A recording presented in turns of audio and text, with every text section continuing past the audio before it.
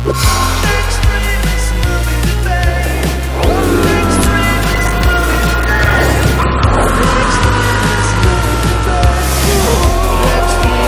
movie debate. Extremist movie debate live. Sandemonium 2017. Tonight we're talking 2016 Suicide today, Squad. we're in this morning. This early morning we're talking 26th. It's the 26th of October. Sandpoint, Idaho. Sandemonium. We're live and loving it. Today we're debating Suicide Squad from 2016. I am Joe. I'm Ethan, and one of us is going to love it, one of us is going to hate it. Let the coin decide their fate. Ethan loves it. I hate it. Yeah. Perfect. And this movie currently holds a 25% on Rotten Tomatoes. Ethan, since you love this movie, Hold on, sorry. Oh, hey guys, don't smash a window and steal my purse. Spoilers ahead. And we're going to try to do this family friendly. Family friendly. Family friendly. All right, Ethan, since you love this movie, this first question comes to you. This is from Aramidi Tenudu from Shadow and Act. She says, since I'm no avid superhero fan, I hate to choose sides. However, it is clear that what Marvel does consistently is the very thing that DC Comics continues to struggle with. So please briefly compare the world building between the two comic film series. You have 1 minute. Well, okay, so like the MCU versus the DCU? Yeah. Well, as far as that goes, DCEU. Ooh, I'm sorry. Thank you. What does the E stand for? Expanded. Okay, great, wonderful. So yeah, I think that they succeed very well in that Marvel is always very character-driven, and DC is also very character-driven. With this movie, you have Will Smith constantly trying to do better to prove to his daughter that he's not a shitty person. You have Harley Quinn constantly wrestling with her own personal demons and trying to find the love of her life while also knowing that the love of her life is also the poison of her life. And you have, the Diablo guy who doesn't want to light kids on fire anymore. He understands he made a mistake. He used his power. His power is dangerous, and he wants to not have to do that anymore. And suddenly finds an opportunity to use that for a certain good.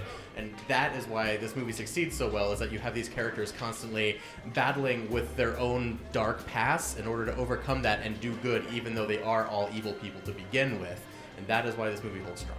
Okay, thank you. Joe, you have 30 seconds to respond. I think the issue, and kind of what Ethan's speaking to, is like this movie is supposed to be about the bad guys. Like this movie is supposed to be about the villains, and we're not seeing that because essentially we're just getting it's the same formula as BVS or Man of Steel. Like they have a dark past. They brought that dark past upon themselves, but beyond supposed to being villains and like just coming out of prison, they're still just good guys fighting the good fight. And there's nothing that separates them from any sort of hero from the other movies. So it's a missed opportunity when they actually... Okay, thank you, Joe. I have to cut you off there. Ethan, you have 15 seconds to respond. You act like that's a weakness, but I think that that's the most important thing to remember about this show, is that you have these bad guys that are shown as good guys, that are very much the protagonists of this movie, in order to show that bad people are good people as well. That not everybody is just one note. You don't get to write off an entire group of people. All right, thank you, Ethan. Joe, you have a final 15 to respond. But that's exactly what they're doing. They're just making these the heroes of the movie. They're excusing all of the poor behavior in the end, or at the beginning, just to justify, like, it's the ends justify the means. And I think that's a poor decision when you could actually, like, go tons of different ways with a villain movie. All right, thanks. Joe? Thank you. Okay, Joe, this next question is for you. This comes from Matt Rosa of Salon.com. Matt says, based on the screening I attended, I can attest that audiences seem to genuinely enjoy the jokes and get swept up in the action sequences. So because a film gets any sort of reaction from the audience, does that give the film any sort of value or merit? You have 1 minute. No, because what this movie is coming off of is essentially it's coming off of BVS, which was a terrible, like Batman versus Superman was such a train wreck and such a mess that like the narrative and the plot just didn't make any sense. It was just this muddled, just ridiculous piece of film.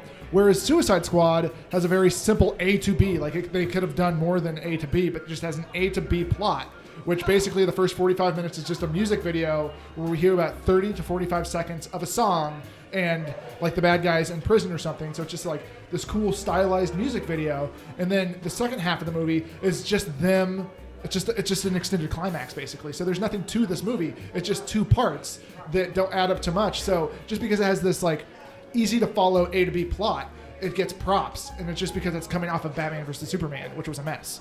All right, thank you, Ethan. You have 30 seconds to respond. You don't get to criticize this movie for having a lot of exposition because this movie needs to have a lot of exposition. You have a lot of characters that nobody's heard of at all. So you need to spend a lot of time introducing these characters, some a little bit more than others because, some of them die in 2 minutes of screen time. And that's important to understand that the main characters have a lot of exposition, they're built up really well, and their payoff is really good. You got Will Smith and Harley Quinn, those are the main characters that you want to focus on. You don't really care about the guy that can climb on a wall because his head explodes in 2 seconds. So it's great to actually have these characters that are built up within this movie. You don't have to have 3 movies prior. All right, sorry, Ethan, I have to cut you off them. there. Joe, you have 15 seconds. Yeah, but the way they do it is just pure exposition, where we can see unknown superheroes like Guardians of the Galaxy, which interweaves those kind of backstories so much more better, and they do it in such a seamless way that we actually see and care about them, opposed to just info dumping. All right, thanks, Joe. Ethan, you have a final 15 to respond. It's not pure exposition. You don't need to call it just backstory exposition. Exposition would be Amanda Waller sitting there talking about the person at length. Instead, that's it what actually happens. Goes back and it literally shows what their backstory is. It is As show she don't narrates tell. it. As she narrates the beginning and the end to it's called a segue. All right, guys, cut you off there. You have 4 minutes to discuss and go.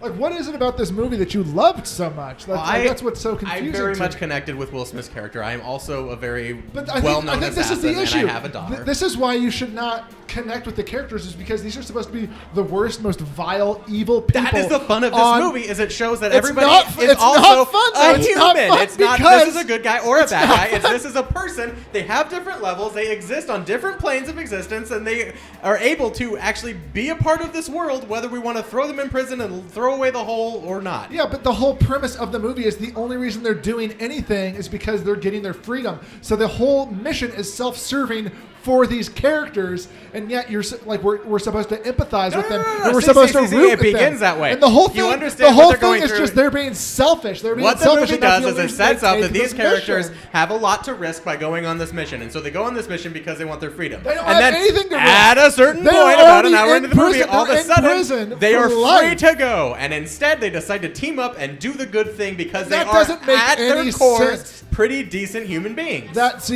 works against the human beings. premise of it. They're not decent human beings. That's the whole fun. That's, Oh, that's the supposed what movie fun. did you watch where they don't That's have the their freedom supposed and decide fun. instead to go and team up and kill the witch? It doesn't make any sense because that is not what these characters, the way that they were set If up. they really none wanted to of watch these the world characters burn, they would would have let the done witch this. burn the world. Instead, None they of want to these save world, the witch. They want to save Joel Kinnaman. and that's what I'm saying. That's why this movie doesn't make any sense because the motivations change halfway through the movie, and we stop watching that Because thoroughfare. other events, it's called a movie, man. It's called a plot progressing. On top of that, all of a you have sudden, the most the vile- events of the you have the film most have changed, vile- and it's important for the characters to change along with those events. You have the All of a most sudden, vile, one person's motivation at the devious, beginning becomes a evil different people. motivation by the end. You have the most violent, devious, murderous people in this In the movie's past. PG-13.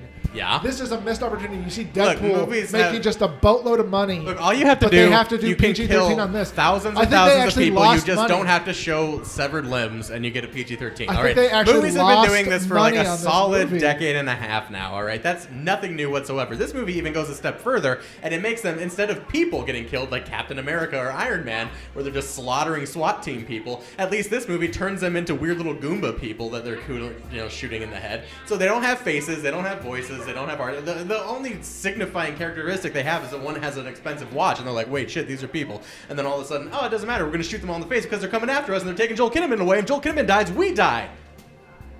I don't buy it. It's terrible.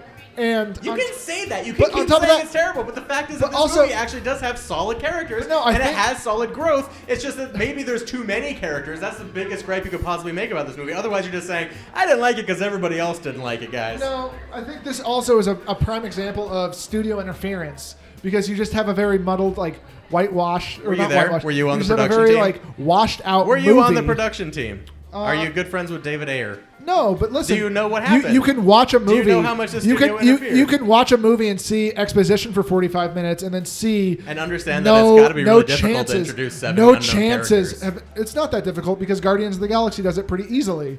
And on top of that, you I just would see argue this that the first 45 minutes of that are also exposition. exposition woven into the actual plot of the movie. Whereas this one, In the plot of this movie, this they are one is actually walking down a Amanda- hallway it's- from the it's- prison it's cell Waller. out to the It's jeep to actually- go onto their it's mission. the CIA So they are operative actually who's progressing actually through the movie. just explaining everything and actually just taking time out of her day to be like, oh, this is exactly who each She's not person taking time is. out. She's having dinner, man. Everybody's got to eat. She's already going to have dinner. She might as well just talk in between bites. Don't act like it's this big inconvenience for Amanda And Waller. on that, I'll stop you guys. What'd you really feel about the It's real movie? bad. Well done, Ethan. Thank you, man. You too. Not so much. No, it's bad. It's really bad. But I think it does speak a truth that since this movie is easy to follow and has a very simple plot, I think people gave it the benefit of the doubt because it was coming off of Batman versus Superman, Dawn of Justice. And I think that's kind of like this movie's easy to follow, easy to understand. And for some reason it gets props for that. And it was better than I was expecting just because it wasn't confusing. But that's not a good enough reason to say this movie's worth watching. No, you were right on with problems of motivation. It's at many points in this movie you wonder, why are they doing this? Why is this character deciding to act this particular way? And it like, sure, there's the generic, we're going to connect with Will Smith because he has a daughter and she's got a twisted past. Great, but we've also seen that a million times before, and at some point it becomes like, why is this character screaming? Why is this character deciding to sacrifice themselves? And that isn't really established at all in this movie, and that's where, it seems like things happen out of nowhere. Like, no, I see that, they took those steps, literally took the steps to get to that part of the room, but there's nothing, like, really laid down for that at all, and so it seems like it's out of nowhere, and you walk away thinking that movie was a jumbled mess, and it really was. No, and like this whole movie is supposed to be about the most devious, evil people, and it all it does is make them the heroes pretty quickly, and it makes them like noble and like kind-hearted almost. Like, oh, the only reason they were bad is because of the circumstances they were dealt in life, and that's not true. Like, to the characters where they originated from, these are supposed to be evil sociopaths, and the movie does not get that across. And something we didn't even touch on is Jared Leto's essentially terrible cosplay of Heath Ledger's Joker. Yeah, I mean, it's a mix of Heath Ledger and Jim Carrey. I mean, I kept thinking about it. I hated it. I mean, like, I don't like it, but I think about where do you go from there? You have every range already done with the Joker. You got Mark Hamill, Jack Nicholson, Heath Ledger. Like, where do you find him in between and come up with something original? Well, you do kind of an amalgamation of everything. Yeah, but it was even his voice. Like, his voice just sounded like he was trying to, like he jammed his mouth full of marbles and then tried to do a Heath Ledger impression. Then sometimes whispered. Sometimes whispered. All right, sorry, go ahead. Oh, go ahead. I was just going to ask what you guys would rate the movie. I would rate this movie a 3 out of 10. No thunder. Yeah, a 3 out of 10, no thunder. I do think that David Ayer deserves a little bit of credit. I know that this movie got stolen from him and edited by, some trailer company. But, like, there are a lot of shots in here where I could tell that was really good. That was, set up really well and probably fit a scene that we don't get to see really well. Well, Yeah. I'm curious to watch Bright this winter or fall, whenever it comes out. It looks terrible. No, I think it looks good. I think because David I Ayer. hope it's good. David Ayer does it. Max Landis wrote it, the guy who wrote Chronicle. Yeah, but What are you talking about? American He's great. Ultra. And on top of that, I think Bright is going to be the Suicide Squad that he wanted to make, and that's why I'm interested in it. I'll give Suicide Squad 3 lightning strikes and A lot of thunder from Jeff. a lot of thunder, but it's because I haven't stopped thinking about how stupid and bad it is. Like, I'll remember a random scene and just be like, yeah, that was dumb. I hate this stupid movie. Do you want to do Death Note? Let's do it. Death Note.